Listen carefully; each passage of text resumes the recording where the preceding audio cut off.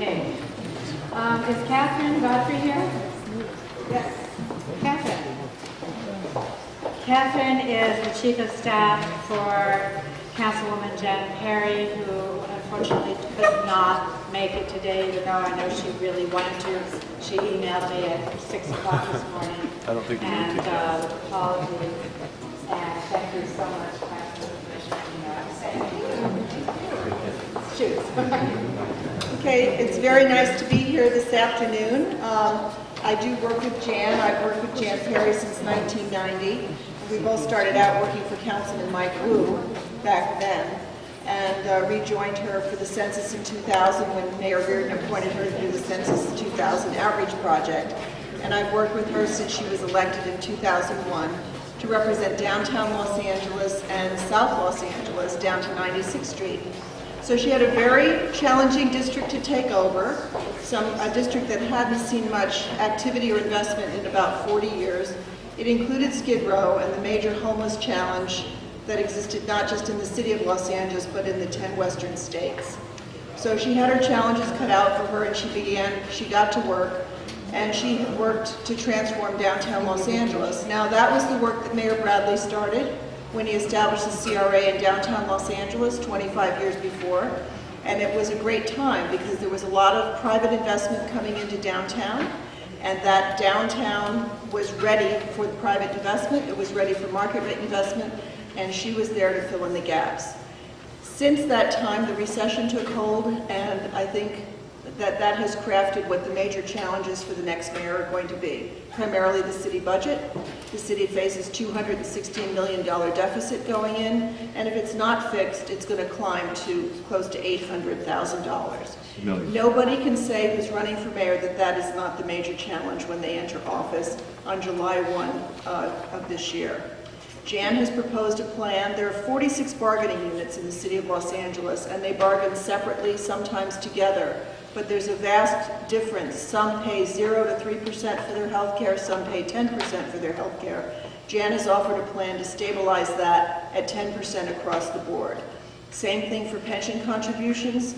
Fire and police pay 11%, other contributing unions pay less than that, and that unevenness is contributing in a significant way to the budget deficit. There are also many other things the city needs. I know you've heard other people express those. I can only speak to the fact that Jan took on the problems of homelessness, built a continuum of care, and found out in many directions why the dysfunction in government was contributing so mightily to the highest incidence of homelessness in the 10 western states combined. And she took that on and has built thousands of units to house homeless people, has always used government to be responsive to the people she represents on the major and key problems through investment, through job creation, 90,000 jobs. She wants to take that, invest more. Those jobs create more business. That greater business creates tax dollars, and those tax dollars pay for what we need, fire and police services. So I'm here to answer any and all of your questions, and I look forward to hearing from you. I love the timing. It's very good and helpful. Thank you. Okay, Catherine, since this is great that you've worked so long with Jan, because I'm sure you're a sister, aren't you? So, Yes, we are. All right, so what do you think, or what does Jan think, in your opinion, are the top 3 issues facing the city of Los Angeles, and what would her approach be toward resolving these issues? She believes that the top issue is the budget, as I mentioned earlier, and stabilizing the city budget, restoring the city to the delivery of core services. By core services, we mean the services that are defined in the city charter: fire, police, public works, libraries. And for services that are not defined in the charter, looking for public-private partnerships, like the operations at the Convention Center and the Los Angeles Zoo. Because the city cannot afford to continue to operate those and pay for the level of police and fire protection that you want and you need in this city. That's number 1. Number 2 is job creation. Jan, through all the activity in downtown, there's been the creation of 90,000 jobs. Jan worked with education centers like Los Angeles Trade Technical College to get them to develop the curriculum needed to fill those jobs and to link those jobs to communities with the highest rates of unemployment. There are areas in South Los Angeles where unemployment exceeds 25%. So job creation is also as significant, and economic development, which will bring more tax dollars. LA Live, as an example, has brought $40 million in new tax revenue to the city. That's for citywide services, fire, police, and so on. So if you want tax revenue to help pay for the services that you want and you need, then development is key in areas that want development and need job creation. And I would say the third priority would be the economic development that will bring us the revenue we need to provide city services. Thank you.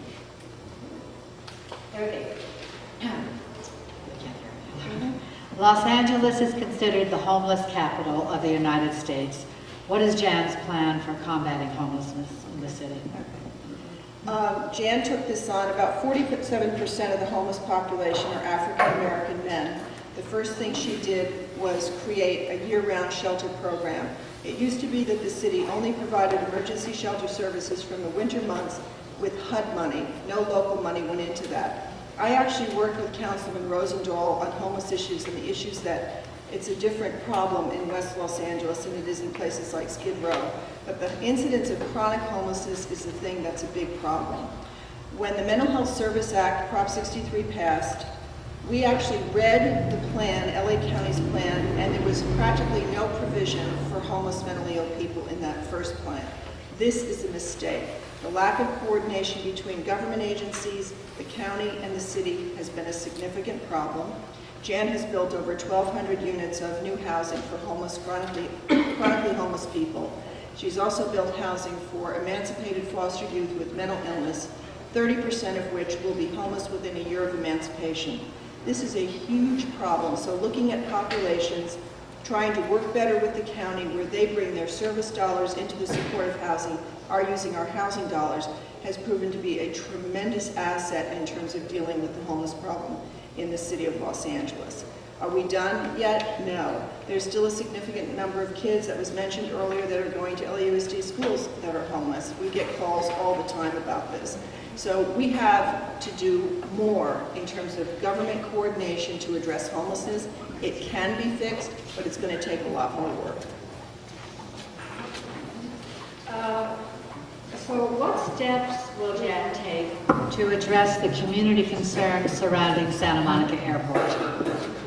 Well, you know, she met with some people that want it closed. I think there's probably a lot of people in this room that want to see Santa Monica Airport closed because it seems like an odd entity in the middle of what goes on in today's community. Jan believes that that is a real possibility, that that land could potentially be used for much greater use, park, open space, whatever, maybe as a job creator, incubator for businesses, and that she's willing to support the effort to do that, to move in that direction.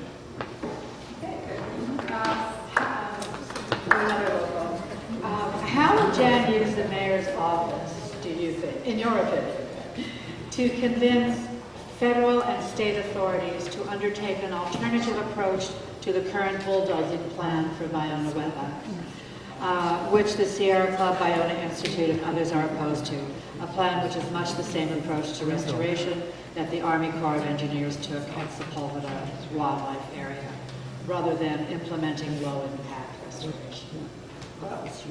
Jan was shocked and appalled at what happened at Sepulveda. It was not beknownst to the members of the city council what they were going to do there. They just undertook to do it. She introduced a motion to examine the motives behind it, the rationale behind it, why they chose to do it in the manner that they did. Jan has installed 2 man-made wetlands in her district, one at 54th and Avalon Boulevard, which is a 10-acre wetland park, to bring nature back into the center city, to clean wastewater and stormwater before it comes back out to the ocean, and one at Augustus Hawkins Park, which was an established park, and it does essentially the same thing in that area. That was the first one she installed. So no one has worked harder to reintroduce this kind of habitat into the inner city than Jan Perry has, including $70 million investment in the parks and recreation facilities in her district. So to see what happened at Sepulveda was wrong. She's against that happening at Bologna and believes that it is not the appropriate approach. I think that she believes that the city can form partnerships in writing with agencies at the state and federal level to prevent that kind of thing from happening and going forward, and that's what she would attempt to do as far as Bologna is concerned. So she's against it, and she would not support it. Okay, last question. See, time flies when you're having a good time. Okay, how will Jan specifically cut city spending to close the budget gap, addressing overtime, overhauling pension costs, monetizing public space for profit, capping stores? So I'll leave this here. Oh, that's good, that's good. Thank you, but I won't remember all that. I just turned 64, I guarantee I won't remember all that. That's right, I'm 64. As I mentioned earlier, the budget cap, she would equalize and stabilize healthcare contributions and look at putting a cap on them. Healthcare costs continue to rise. We don't know how much more they're going to rise, but they're going to go up. And right now, the city is paying a very high price for employee healthcare and retiree healthcare. So Jan is in favor of stabilizing the contribution across the board and putting a cap on health care in terms of the benefits that the city is willing to contribute towards health care. Overtime. Overtime is a very tricky matter because we have, right now, I can assure you, a lot of police on overtime working to help assist in the manhunt for the person that they're very seriously looking for right now. So in certain service areas, our overtime budget has to be available for those purposes. You have to be able to overtime firefighters, you have to be able to overtime police officers when it's necessary. The pension costs, we believe that we can bring down. Cap employee salaries, yes, that's something that she's willing to look at. Freezing salaries, not having any more employee increase in salaries until such time as the budget is stabilized. We filled our reserve budget to the level that it's supposed to be filled because that's what the city needs in order to be able to borrow the money it needs to operate. Because you anticipate budget financing based on what you think you're going to get for the budget, not on what you actually have at hand. In order to qualify that, you have to have a good reserve budget to do so. So those are the key factors, and also seeking public-private partnerships to operate things like the convention center and the zoo that the city does not need to operate at our costs. So we have to reduce employee costs, restore core city services as defined in our charter, and move forward from there. Thank you. Well, wonderful. We do have a 2-minute closing.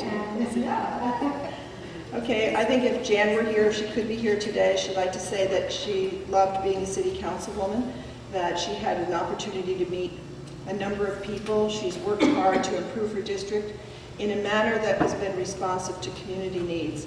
She built housing for grandparents raising their grandchildren. That's what the community wanted.